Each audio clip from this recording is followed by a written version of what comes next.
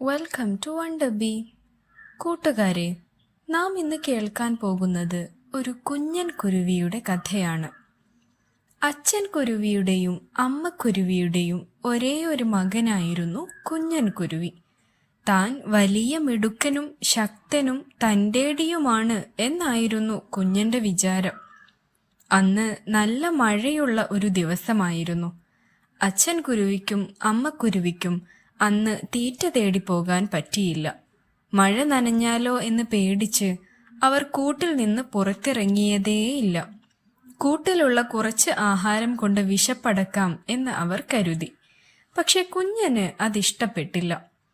അവൻ അച്ഛനോടും അമ്മയോടും പറഞ്ഞു, ദേ, ആ കാണുന്ന കുന്നിനപ്പുറത്തേക്ക് ഞാൻ തീറ്റ തേടി പോകാം. അച്ഛൻ കുരുവിയും അമ്മ കുരുവിയും അവനെ തടയാൻ ശ്രമിച്ചു. കുഞ്ഞാ, വഴിക്ക് വെച്ച് മഴ പെയ്താൽ നീ എന്ത് ചെയ്യും? നിന്റെ ഇളം തൂവലുകൾ നനയില്ലേ? പിന്നെ നിനക്ക് പറക്കാൻ കഴിയുമോ? അതുകൊണ്ട് നീ പോകല്ലേ മോനെ.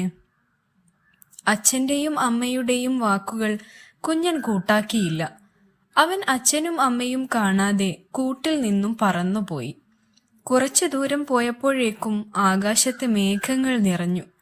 ഇത് കണ്ട കുഞ്ഞൻ കരുതി, ഹോ, അതൊന്നും സാരമില്ല, കുറച്ചു കഴിഞ്ഞാൽ മേഘങ്ങൾ മാറിപ്പോകും, മഴയൊന്നും പെയ്യില്ല. കുഞ്ഞൻ കുറച്ചു ദൂരം കൂടി പറന്നപ്പോഴേക്കും മഴ ചാറാൻ തുടങ്ങി. കുഞ്ഞൻ വിചാരിച്ചു, മഴ ചാറുകയേയുള്ളൂ, പെയ്യില്ല. ഇനിയിപ്പോ പെയ്താൽ തന്നെയും എൻ്റെ ചിറകുകൾക്ക് പറക്കാനുള്ള നല്ല ശക്തിയുണ്ട്. കുഞ്ഞൻ കുറെ ദൂരം കൂടി പറന്നു. അപ്പോഴേക്കും ശക്തിയായ കാറ്റും മഴയും തുടങ്ങി. കുഞ്ഞൻ കുരുവിക്ക് പേടിയായി. അവൻ അടുത്തു കണ്ട ഒരു മരക്കൊമ്പിൽ രക്ഷ തേടി.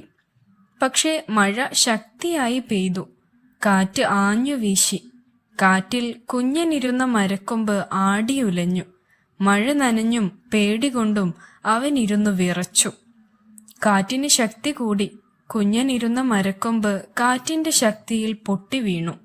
പാവം, കുഞ്ഞന്റെ കുഞ്ഞു ശരീരം ആകെ നനഞ്ഞു കുതിർന്നു. അവൻ നെഞ്ചിൽ കൈവച്ച് ദൈവത്തോട് പ്രാർത്ഥിച്ചു, ദൈവമേ, എൻ്റെ അച്ഛനും അമ്മയും പറഞ്ഞതനുസരിക്കാത്തതുകൊണ്ടാണേ എനിക്ക് ഈ സ്ഥിതി വന്നത്. എനിക്കൊന്നും സംഭവിക്കരുതേ. എന്നെ എൻ്റെ അച്ഛൻ്റെയും അമ്മയുടെയും അടുത്തെത്തിക്കണേ. കുഞ്ഞന്റെ ഈ വെപ്രാളവും പ്രാർത്ഥനയും മുകളിൽ നിന്ന് മാലാഖമാർ കാണുന്നുണ്ടായിരുന്നു. കുറച്ചു കഴിഞ്ഞപ്പോൾ മഴ തോർന്നു. കുഞ്ഞന്റെ കുഞ്ഞിച്ചിറകുകൾ ഉണങ്ങാൻ പിന്നെയും ഏറെ നേരം വേണ്ടി വന്നു.